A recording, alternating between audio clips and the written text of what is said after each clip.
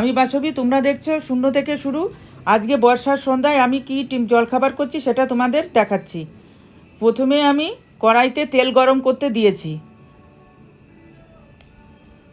তারপরে পাশে সেদ্ধ করার জন্য তেল ও লবণ দিয়ে দিয়েছি, নুডলসটা ওর মধ্যে দিয়ে দিয়েছি।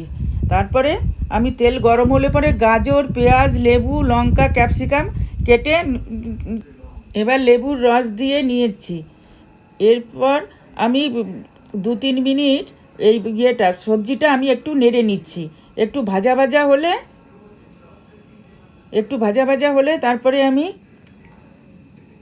লবণ দিয়ে দিলাম। হ্যাঁ, তারপরে ব্ল্যাক পেপার ও চাট মশলা দিয়ে দিলাম। পাশে নুডলসটা আমার জল ঝরানো হয়ে গেছে। এবারে আমি নুডলসের মশলাটা দিয়ে দিচ্ছি। তারপরে আমি জল ঝরানো নুডলসটা ওর মধ্যে দিয়ে সব মিশিয়ে একদম পারফেক্ট একটা হেলদি